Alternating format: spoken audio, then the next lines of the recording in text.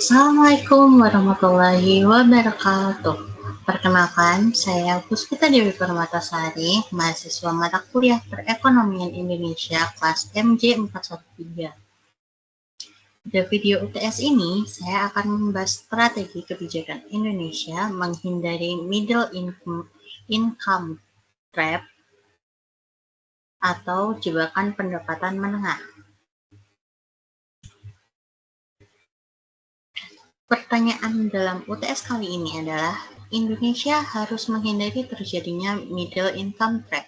Middle income trap merupakan suatu keadaan ketika negara berhasil mencapai tingkat pendapatan menengah, tetapi tidak dapat keluar dari tingkatan tersebut untuk menjadi negara maju. Istilah ini pertama kali populer setelah dipakai dalam sebuah laporan Bank Dunia yang dirilis pada tahun 2007 berjudul An East Asian Renaissance: Ideas for Economic Growth, di mana middle income dari buku ini mengacu pada keadaan ketika sebuah negara berhasil mencapai ke tingkat pendapatan menengah, tetapi tidak dapat keluar dari tingkatan tersebut untuk menjadi negara yang maju. Pertanyaan yang diberikan, silahkan beri pendapat atau perspektif secara komprehensif apa yang harus dilakukan oleh pemerintah Indonesia dari aspek kebijakan fiskal, kebijakan moneter, kebijakan utang luar negeri, agar Indonesia tidak berada pada kondisi middle income trap ini. Untuk jawaban saya, Indonesia tidak cukup hanya menjaga pertumbuhan. Pemerintah perlu mendorong produktivitas, industrialisasi bernilai tambah, dan inovasi yang inklusif. Kuncinya yaitu ada di stabilitas, produktivitas, dan inovasi, serta tata kelola utang yang sehat. Middle income trap bukan sekedar masalah pendapatan. Middle income trap atau jebakan pendapatan menengah adalah kondisi ketika suatu negara sudah mencapai tingkat pendapatan menengah tetapi gagal meningkat menjadi negara maju. Masalah ini bukan hanya soal angka pendapatan per kapita, tetapi juga soal struktur ekonomi. Jebakan ini muncul ketika ekonomi masih bergantung pada tenaga kerja murah, komoditas, dan investasi dasar, tapi belum mampu naik ke produktivitas tinggi dan inovasi. Gejalanya bisa dilihat dari pertumbuhan yang stagnan, upah naik lebih cepat dari produktivitas, manufaktur melemah, dan daya saing tertahan. Akar masalahnya yaitu ketergantungan komoditas, belanja kurang produktif, kualitas SDM tidak merata, dan teknologi menengah. Hal ini akan berisiko Indonesia terjebak pada pekerjaan berupah menengah dan sulit mengejar negara berpendapatan tinggi. Karena itu, arah solusinya adalah investment ditambah infusion ditambah innovation atau 3I agar ekonomi naik ke rantai nilai tinggi.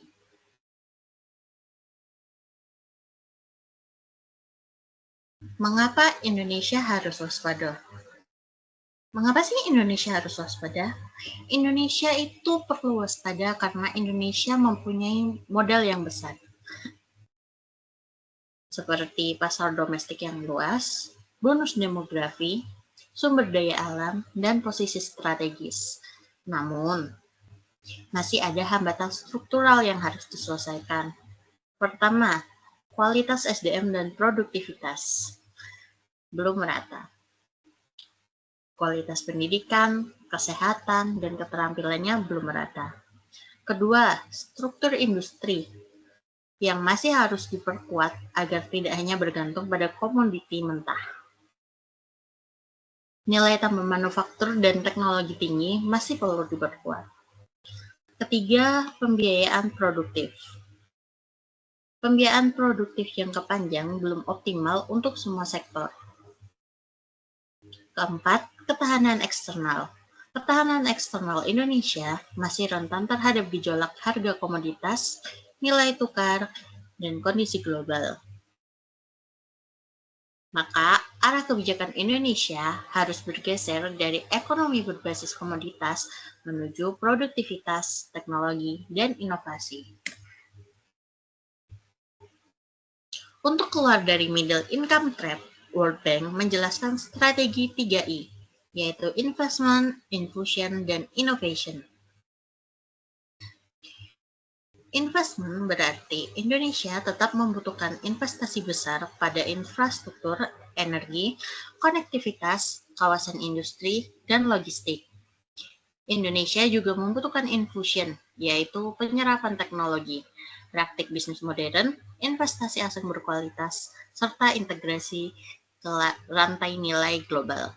Setelah itu, Indonesia harus masuk ke dalam tahap innovation, yaitu memperkuat riset, SDM yang unggul, ekonomi digital, kreativitas industri, dan teknologi nasional. Bagi Indonesia, ketiga aspek ini harus muncul dalam APBN, kebijakan industri, pendidikan, riset, dan iklim investasi. Tiga tahap ini penting karena negara maju tidak hanya tumbuh dari modal fisik, tetapi dari kemampuan menciptakan nilai tambah dan inovasi sendiri. 3I ini juga akan menjadi jembatan dari pendapatan menengah menuju ekonomi bernilai tambah tinggi. Dari aspek fiskal, APBN perlu diposisikan sebagai mesin produktivitas. Belanja negara tidak boleh hanya dilihat dari seberapa besar anggaran terserap, tetapi harus dilihat dari outcome atau manfaat nyata yang dihasilkan. Pertama, APBN harus memperkuat SDM melalui pendidikan vokasi, STEAM, kesehatan, gizi, dan pelatihan ulang pekerja. Kedua, APBN perlu meningkatkan produktivitas melalui infrastruktur logistik, energi, digitalisasi layanan publik, dan riset terapan. Ketiga, APBN harus tetap inklusif melalui perlindungan sosial adaptif, dukungan UMKM naik kelas, dan pemerataan wilayah. Prinsip belanja berkualitas adalah berkelanjutan, yaitu sesuai kapasitas fiskal dan tidak membebani generasi berikutnya, efisien, tidak boros, dan fokus pada prioritas pembangunan, serta efektif, yaitu menghasilkan manfaat nyata bagi masyarakat dan ekonomi. Kebijakan fiskal. Selanjutnya, kebijakan fiskal juga harus memperkuat ruang fiskal dan mendorong hilirisasi. Pemerintah perlu memperluas basis pajak, meningkatkan kepatuhan digital, dan memperbaiki administrasi perpajakan tanpa menekan dunia usaha secara berlebihan.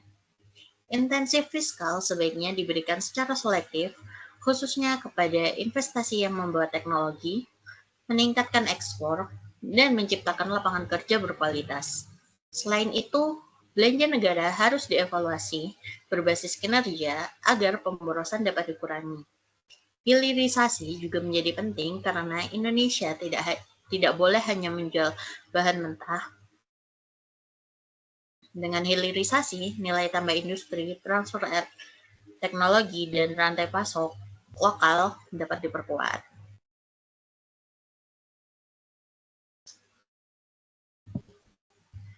Dari aspek moneter, prioritas pertama adalah menjaga stabilitas harga dan nilai tukar rupiah. Inflasi yang terkendali menjadi sangat penting karena berkaitan langsung dengan daya beli masyarakat, konsumsi rumah tangga, dan biaya hidup. Jika inflasi terlalu tinggi, pendapatan real masyarakat akan turun dan kesejahteraan akan terganggu. Rupiah yang stabil juga penting bagi dunia usaha karena banyak industri masih membutuhkan bahan baku impor untuk memiliki risiko valuta asing. Selain itu, suku bunga perlu dikelola secara kredibel dan terukur untuk menjaga ekspektasi pasar. Pemerintah juga perlu mendukung dari sisi pasokan seperti distribusi pangan, stok, dan kelancaran logistik.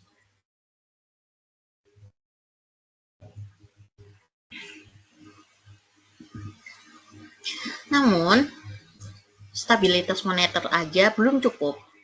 Setelah stabilitas terjaga, kebijakan moneter dan makroprudensial perlu mendukung pembiayaan sektor real. Kredit produktif harus diarahkan pada sektor yang mampu meningkatkan nilai tambah, seperti manufaktur, agroindustri, teknologi, logistik, dan energi.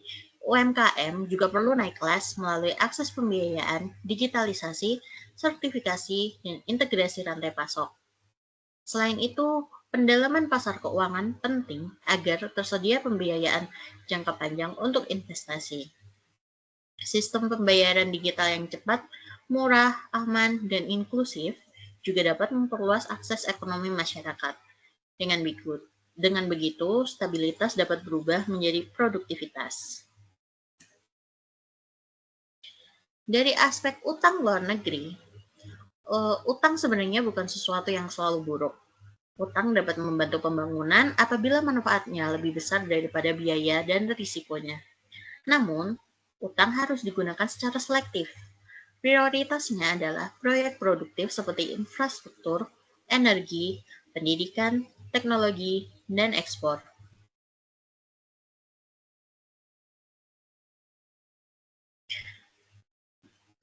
Pemerintah juga harus mengelola risiko seperti tenor pinjaman, tingkat bunga, mata uang pinjaman, refinancing risk, dan volatilitas rupiah. Selain itu, utang juga harus transparan, akuntabel, dan tidak dominan dipakai untuk belanja konsumtif. Utang yang sehat adalah utang yang menambah kapasitas ekonomi masa depan, bukan sekedar menutup kebutuhan jangka pendek. Matriks kebijakan terpadu, satu arah, 3 instrumen. Pada slide ini, terlihat bahwa 3 instrumen kebijakan harus bergerak dalam satu arah. Kebijakan fiskal bergerak menaikkan produktivitas melalui belanja SDM, infrastruktur, riset, UMKM, hilirisasi, pajak adil dan kuat.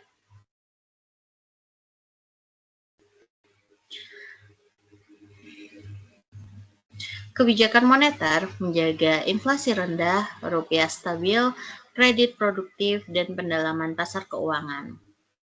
Dampaknya adalah kepastian usaha dan investasi yang lebih baik. Sementara itu, utang luar negeri harus selektif, transparan, berbiaya wajar, dan fokus pada proyek produktif. Jika ketiga instrumen ini sinkron, maka peluang Indonesia untuk lolos dari middle income trap menjadi lebih besar. Implementasi kebijakan dapat dibagi menjadi 3 tahap, yaitu jangka pendek, jangka menengah, dan jangka panjang. Dalam jangka pendek, pemerintah perlu menjaga inflasi, daya beli, nilai tukar rupiah, dan disiplin APBN dan perlindungan sosial yang tepat sasaran. Dalam jangka menengah, fokusnya adalah memperkuat hilirisasi, pendidikan vokasi, UMKM naik kelas, investasi berkualitas, dan kredit produktif. Kemudian dalam jangka panjang, Indonesia perlu membangun inovasi, riset, industri teknologi, institusi yang kuat, dan ekonomi hijau. Jadi, arah kebijakannya adalah stabilisasi terlebih dahulu, kemudian transformasi, dan akhirnya inovasi. Dengan tahapan ini, kebijakan akan menjadi lebih realistis dan berkelanjutan. Dari seluruh pembahasan tadi, dapat diambil kesimpulan bahwa Indonesia dapat menghindari middle income trap bila fiskal, moneter, dan utang luar negeri diarahkan pada produktivitas dan daya saing. Fiskal harus produktif, moneter harus stabil sekaligus mendukung sektor real, dan utang luar negeri harus selektif serta sehat. Demikian presentasi saya. Terima kasih atas perhatiannya.